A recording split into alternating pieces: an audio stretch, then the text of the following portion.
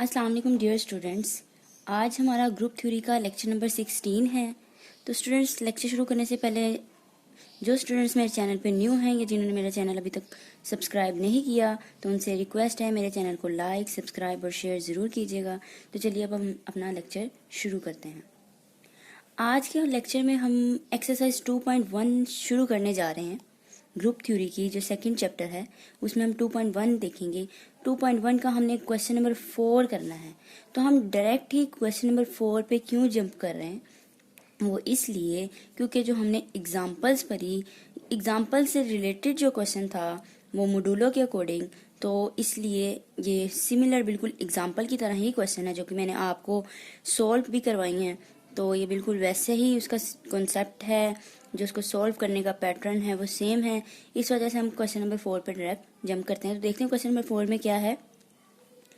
हमारे पास क्वेश्चन है show that the set, ठीक है, उसने हमें सेट दे दिया है जिसके एलिमेंट्स है 1 2 4 5 7 8 और देखें इसके ऊपर बार भी है। तो चूंकि बार है तो ये फिर स्पेशल किस्म के एलिमेंट्स होंगे।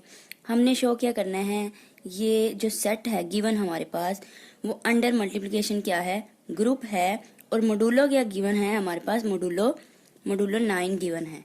ठीक है स्टूडेंट।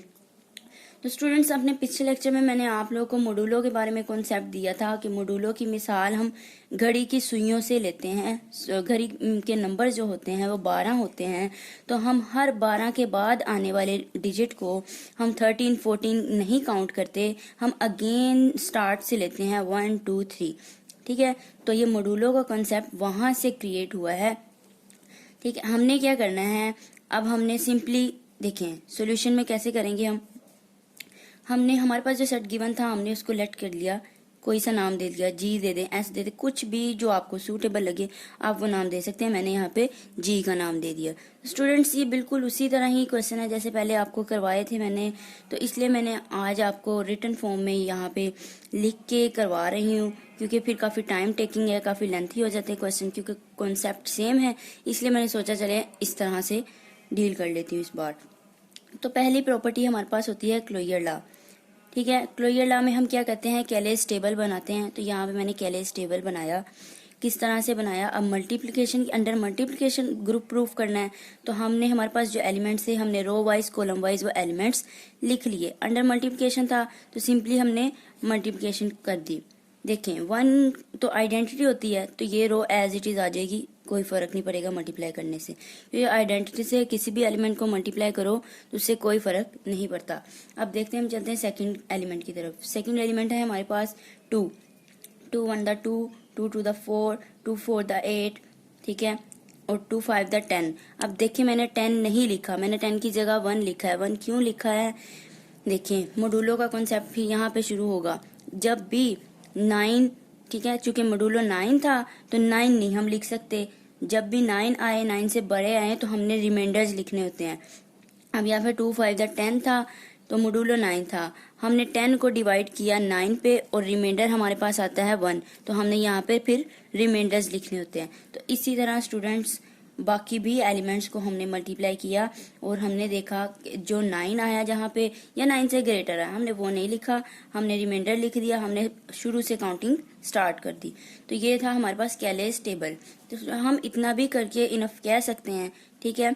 लेकिन जो आगे भी स्टूडेंट्स करना चाहते हैं मजीद बेहतर प्रेजेंटेशन के लिए, तो आगे उनके लिए फिर हम सेकंड, फोर्थ एंड थर्ड जो भी हमारे पास एक्सियम्स हैं ग्रुप के, फिर हम वो भी करते हैं। ठीक है, तो ये हमने देखा कैलेज टेबल बनाने के बाद कि कोई भी एलिमेंट हर रो में कोई एलिमेंट ना तो रिपीट हो रहा है और ना ही कोई हमारे सेट से बाहर एलिमेंट है, सारे के सारे वही एलिमेंट हैं जो हमारे सेट में थे। तो हमने देखा, हमने कहा कि अबव टेबल शोज दैट जी जो है क्लोज्ड है अंडर मल्टीप्लिकेशन। क्लोज से मुराद क्या है कि वो क्लोजर लॉ को सेटिस्फाई करता है।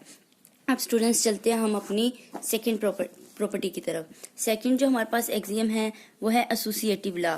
एसोसिएटिव लॉ में हम क्या करते हैं, कोई से इन जनरल बात कर रहे हैं हम, कोई से हमने 3 एलिमेंट्स ले लिए, क्योंकि एसोसिएटिव लॉ मोस्टली सभी सेट जो हैं होल्ड करते हैं। इन जनरल हमने 3 एलिमेंट्स ले लिए। अब 3 एलिमेंट्स को हमने क्या लिख दिया, दिस सिंप्लाइज, हमने कहा कि ए और बी को कंबाइन करें और फिर क्रॉस सी करें। बराबर रहेगा, बी और सी को कंबाइन कर लें पहले और फिर क्रॉस सी कर लें, ठीक है। तो ये क्या हुआ, इसका मतलब दैट इज कि जी जो है, जो सेट जी है हमारे पास, एसोसिएटिव लॉ को होल्ड करता है। नंबर थर्ड हमारे पास प्रॉपर्टी है, हमने देखना होता है कि आइडेंटिटी एलिमेंट उसमें एग्जिस्ट करता है कि नहीं। तो हम सबसे पहले ये कैलेज टेबल में अपने चेक कर लेंगे, जो हमारे पास सेट होता है उस सेट को हमने देखना है कि सेट के अंदर मल्टीप्लिकेशन के लिहाज से है, आइडेंटिटी है या नहीं है। तो हमने देखा कि जो हमारे पास आइडेंटिटी एलिमेंट 1 होता है मल्टीप्लिकेशन के लिहाज से, मल्टीप्लिकेटिव आइडेंटिटी जो होती है वो 1 होती है, तो 1 हमारे सेट में है। तो हमने फिर यहाँ पे हमने लिखा कि देयर एग्जिस्ट 1, यानी कि आइडेंटिटी बिलोंग करती है कहाँ से, हमारे सेट में जो कि जी था, ठीक है।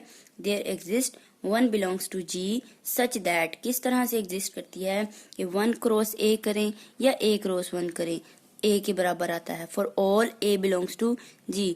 तो स्टूडेंट्स यहाँ पे एक चीज आपने भूलनी नहीं है, जब भी मॉड्यूलो वाले क्वेश्चन आए तो मॉड्यूलो हमें पता है स्पेशल किस्म के एलिमेंट्स हैं, उसके ऊपर बार होती है, तो हमने इन जनरल जो एलिमेंट लेट किए होते हैं वो भी उसके ऊपर भी बार ही लगानी है, ठीक है, अदरवाइज क्वेश्चन रॉन्ग हो जाएगा आपका। तो चले हम इनवर्स एलिमेंट फोर्थ एक्सियम की तरफ चलते हैं। नंबर 4 पे हमारे पास एक्सियम है इनवर्स एलिमेंट। तो हमने फोर्थ प्रॉपर्टी में क्या करना होता है, हर एलिमेंट का जितने भी हमारे पास ग्रुप में होते हैं इनवर्स हमने शो करके दिखाना होता है। अब हम ये कैसे शो कर सकते हैं, इसके लिए हम अपना कैलेज टेबल चेक करेंगे। टेबल्स में हम क्या चेक करेंगे, हम देखते हैं कि 1 को देखा कि 1 का इनवर्स क्या है। इनवर्स तभी होगा जब उसको एक एलिमेंट को उसके इनवर्स से अगर हम मल्टीप्लाई करें तो ही आइडेंटिटी आती है। तो अब हमने फर्स्ट रो में देखा कि 1 कहाँ पे आ रहा है, हमने देखा 1 यहाँ पे आ रहा है, तो हम इसका मतलब क्या हुआ, इस 1 का जो इनवर्स हुआ वो 1 हुआ, क्योंकि हमने 1 को 1 से मल्टीप्लाई किया तो ही हमें आइडेंटिटी मिली।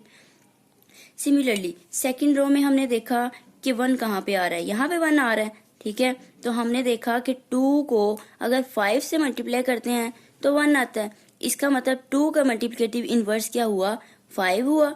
या फिर हम वाइस वर्सा भी बात कर सकते हैं कि 5 का जो मल्टीप्लिकेटिव इनवर्स है वो 2 होता है, ठीक है। सिमिलरली आपने इनके सारे इनवर्स चेक कर लेने हैं और यहाँ पे हमने लिख देना है, ठीक है। जैसे कि मैंने लिखा हुआ है कि 1 को 1 से मल्टीप्लाई करते हैं तो 1 आता है।